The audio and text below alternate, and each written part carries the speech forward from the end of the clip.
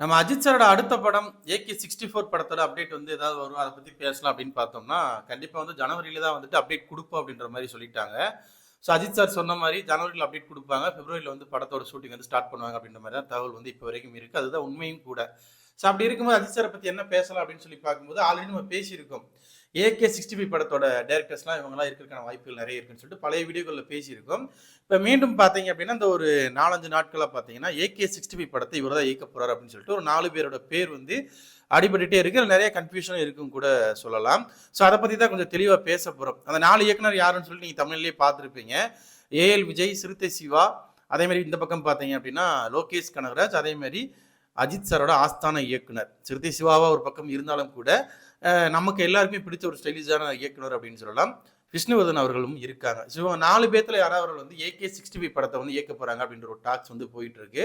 So எந்த அளவுக்கு உண்மை அப்படின்னு சொல்லி பார்க்கும்போது ஓவராலா பார்க்கும்போது ஏஎல் விஜய் என்ன பண்ண போறாரு அப்படின்ற ஒரு விஷயம் இன்னொரு பக்கம் ஒரு அதுவும் உண்மையான தகவலும் கூட.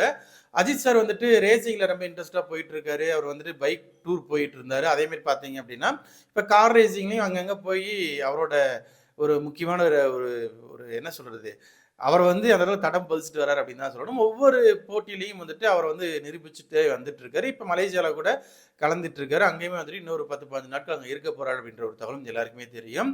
ஸோ இப்படி இருக்கக்கூடிய சுச்சுவேஷன்ல ஏஎல் விஜய் வந்துட்டு அஜித் சார் வச்சு கிரீடம் படம் எடுத்திருக்காங்க. அதுக்கப்புறம் படம் பெருசா எடுக்கல அப்படின்னாலும் கூட அவங்களுடைய நட்பு இருந்துட்டே தான் இருக்கு. அவர் கொஞ்சம் டெக்னிக்கலா ஸ்ட்ராங்கான ஒரு இயக்குனர் அப்படின்னே சொல்லலாம். அதனால கூட ஏஎல் விஜய் வந்து அஜித் சார் வந்து சூஸ் பண்ணியிருக்கலாம்.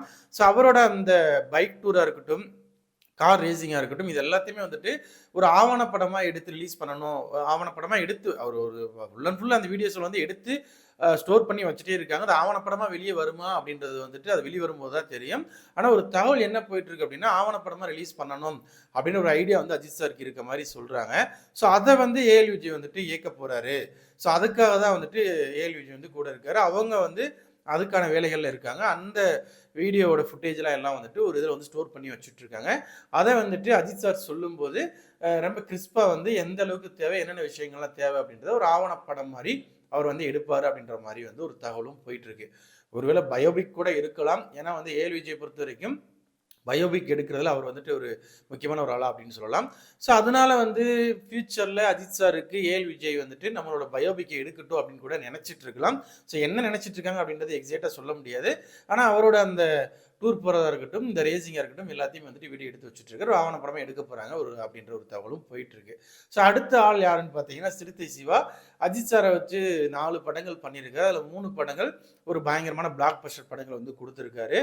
ஸோ வந்து அஜித் சார் வந்து சிறுத்தை சிவாவை தன்னோட என்ன சொல்றது கம்பெனியிலிருந்து தன்னோட இதிலிருந்து வெளியே அனுப்பும்போது ஒரு வெற்றி இயக்குனராக நீங்கள் போகணும் அப்படின்ற ஒரு முடிவில் தான் விஸ்வாசம் படம் கொடுத்து வெளியே அனுப்பிச்சாரு. ஸோ அதுக்கப்புறம் வந்து சிறுத்தை சிவா வந்துட்டு பெருசாக வந்து படங்கள் பண்ணி ஜெயிச்சாரான்னு கேட்டிங்கன்னா இல்லை அப்படின்னு தான் சொல்லணும். ஸோ அஜித் சார் கூட இருக்கும்போது ஒரு வெற்றி இயக்குனராக போய் இப்போ வந்து ஒரு தோல்வி இயக்குனராக தான் இருக்காரு. அதுதான் உண்மையும் கூட. அஜித் சார் வந்து தொடர்ந்து நம்ம படம் பண்ணுவோம் அப்படின்னு சொல்லியிருந்தாலும் கூட அது வந்து நம்ம கண்டிப்பா படம் பண்ணுவோம் அப்படின்ற ஒரு மைண்ட் செட்ல சொன்னாரா அப்படின்றத நம்ம சொல்ல முடியாது. ஆனா அஜித் சார் வந்து சொன்னதாக ஒரு தகவல் இருக்கு. ஸோ அதனால வந்து சிறுத்தை சிவா இப்போ மலேசியா போயிருக்காரு இல்லையா? ஸோ அஜித் சார் கூட இருந்தாரு. ரீசெண்டாக அந்த வீடியோஸ்லாம் நம்ம பார்த்துருப்போம். சிறுத்தை சிவா கூட இருந்திருக்காரு. ஸோ இதெல்லாம் பார்க்கும்போது அஜித் சாரை வச்சு ஏகே 65 படத்தை வந்து சிறுத்தை சிவா தான் இயக்க போறாரு அப்படின்ற ஒரு தகவலும் போயிட்டு இருக்கு. ஸோ அது உண்மையான்னு கேட்டீங்கன்னா இப்போதைக்கு அதுக்கு சான்ஸ் இல்லை. அஜித் சாரோட 65வது படம் வந்து சிறுத்தை சிவா இயக்குவாரான்னு கேட்டால் அது மிகப்பெரிய கேள்விக்குறி தான். ஏன்னா அவர் வந்துட்டு விஜய் சேதுபதிக்கு கதையை சொல்லியிருக்காரு, லைனப்பில் இருக்காரு. அதே மாதிரி தெலுங்குல வந்து ட்ரை பண்ணிட்டு இருக்காரு அப்படின்ற மாதிரியான ஒரு தகவலும் போயிட்டு இருக்கு. ஸோ அஜித் சாரை பொறுத்த வரைக்கும் சிறுத்தை சிவா கூட ஒரு படம் பண்றதுக்கான வாய்ப்புகள் இருக்கு.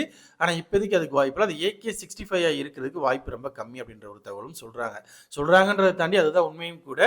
அதே மாதிரி பார்த்தீங்க அப்படின்னா அடுத்து வந்து இந்த லிஸ்ட்ல இருக்கக்கூடிய ஒரு இயக்குனர் அப்படின்னா லோகேஷ் கனகராஜ். ஸோ ஒரு முக்கியமான ஒரு இயக்குனர் அப்படின்னு சொல்லலாம். அவர் வந்துட்டு ஸ்டார்டிங்ல கைதி பண்ணாரு, மாநகரம் பண்ணாரு, விக்ரம் பண்ணாரு. ஸோ அந்த ஒரு இயக்குனர் லோகேஷ் கனகராஜ் வந்து அடுத்தடுத்த படங்கள்ல இருந்தாரான்னு கேட்டீங்கன்னா என்ன கேட்டீங்கன்னா பாதி பாதி இருந்தாரு அப்படின்னு தான் சொல்லணும். அது வந்துட்டு லியோல பார்த்தீங்கன்னா ஃபர்ஸ்ட் ஹாஃப் வந்துட்டு என்னடா படம் இப்படி எடுத்திருக்காங்க அப்படின்ற மாதிரி தோணும். செகண்ட் ஹாஃப்ல சொதப்பி இருப்பாங்க.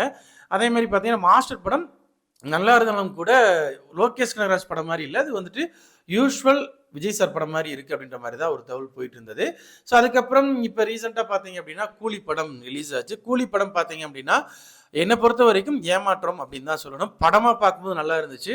ஆனால் நிறைய அதில் வந்துட்டு ட்ரோல் பண்ணக்கூடிய விஷயங்கள் நிறைய இருந்தது. நிறைய என்ன சொல்கிறது, ஒரு கேள்விக்குரிய ஒரு விஷயங்களை நிறைய அதுக்குள்ளே வச்சுருந்தாங்க. லாஜிக்கே இல்லாமல் நிறைய விஷயங்கள் அதுக்குள்ளே வச்சுருந்தாங்க. அது எந்த அளவுக்கு வந்துட்டு ரைட்டிங் வந்து ரொம்ப வந்துட்டு ஒரு இது லோகேஷ் படமா அப்படின்ற ஒரு கேள்வி வர அளவுக்கு வந்துட்டு ரொம்ப ஒரு சாதாரண பூவரான ஒரு ரைட்டிங்காக தான் இருந்தது. ஸோ அந்த ஒரு விஷயம் பெரிய லெவலில் பேசிகிட்டு இருந்தாங்க. ஸோ அந்த மாதிரி கூலி படமும் வசூல் ரீதியாக 500 கோடி பண்ணாலும் கூட லோகேஷ் கனகராஜ் வந்துட்டு ஒரு ஃபெயில்டு டைரக்டர் அப்படின்ற மாதிரியான விஷயங்கள் பேசுகிற அளவுக்கு கொண்டு வந்துருச்சு அந்த படம் அப்படின்னே சொல்லலாம். ஸோ அவர் வந்து அஜித் சார் வச்சு படம் பண்ணணும்னு பிளான் பண்ணியிருக்காரு. ஒன்லைனாக வந்து பேசியிருக்காங்களே தவிர டேரெக்டாக அஜித் சாரை பார்த்து பேசலை. ஆனால் அஜித் சார் கூட படம் பண்ணணுன்ற ஐடியாவில் இருக்காங்க. கண்டிப்பாக அஜித் சாரும் அதுக்கான வாய்ப்பு வரும்போது பண்ணுவார் அப்படின்ற மாதிரியான விஷயம் தான் அவரும் பேசியிருந்தார். ஸோ கண்டிப்பாக AK-65 படத்தை வந்து லோகேஷ் கனகராஜ் பண்ணுவாரான்னு கேட்டிங்கன்னா அவருக்கு அடுத்தடுத்து லைனப்ஸ் இருக்குது. தெலுங்கில் வந்துட்டு சொல்லியிருக்காரு.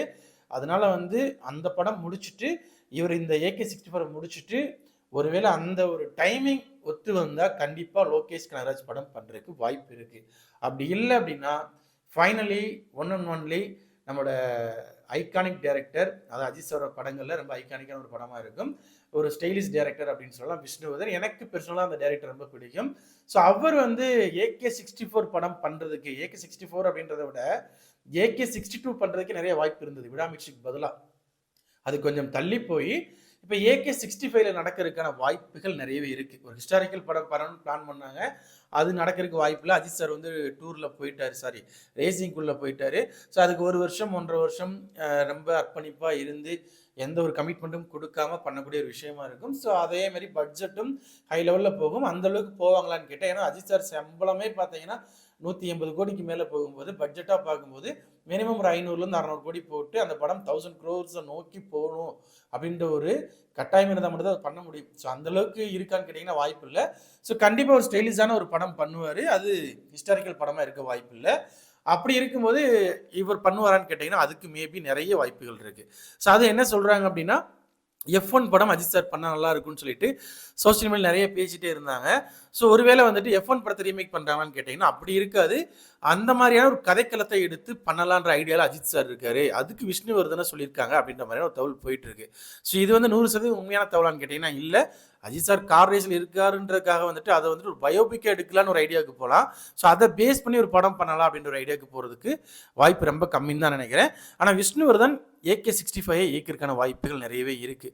ஸோ வந்துட்டு ஃபைனலி பார்க்கும்போது இந்த 4 பேர்த்தில் யார் வந்து இயக்கிறதுக்கு அதிக வாய்ப்பு இருக்குன்னு கேட்டிங்கன்னா லோகேஷ் கனகராஜும் விஷ்ணுவர்தனும் 2 பேர்த்தில் யாராவது ஒரு இயக்கிறதுக்கு வாய்ப்புகள் அதிகம். விஷ்ணுவர்தனுக்கு அதிகபட்ச வாய்ப்பு இருக்குது அப்படின்ற மாதிரி தான் நம்மளுடைய கருத்து. ஸோ நீங்கள் என்ன நினைக்கிறீங்க?